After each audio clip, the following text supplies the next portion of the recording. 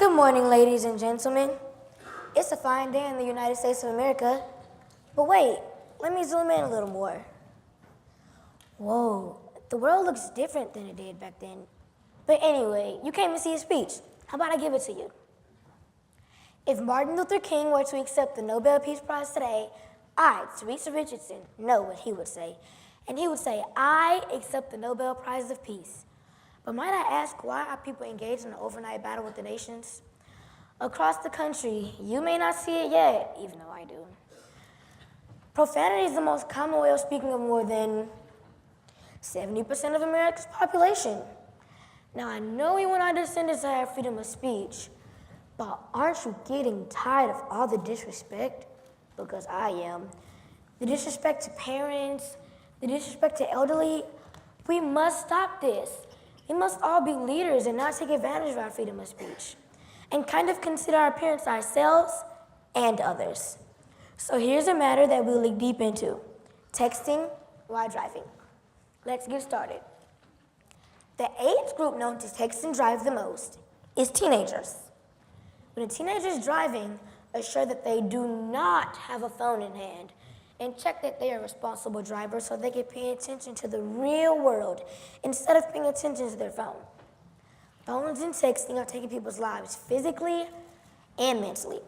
The way that texting is taking people's lives physically is through tragic accidents.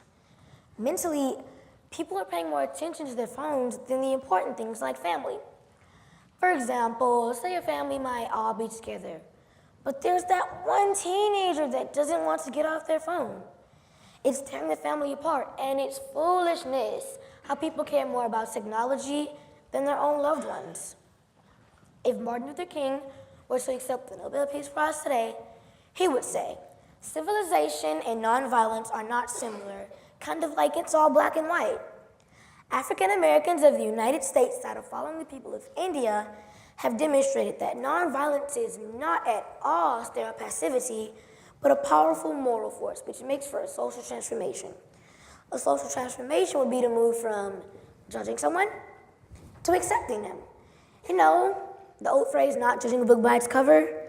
This is another global problem we have to deal with. If most of us would just surrender our pride and resort to nonviolence, we can endure strength to work together. And I know that endurance means to stand strong and tall for as long as you can. Don't give up too soon, and hold yourself accountable for your actions. If Martin Luther King were to accept the Nobel Peace Prize today, he would say, respect is the golden rule when you go out into the world. You have to know how to treat people and how to behave in public. Respect is for when applying for a job, going to a doctor's appointment, and even just visiting someone's house. Respect is needed.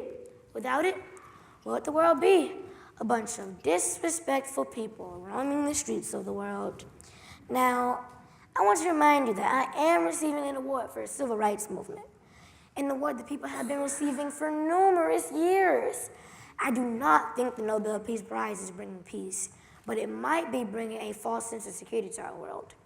But you know what would make a difference? What would make a difference is you,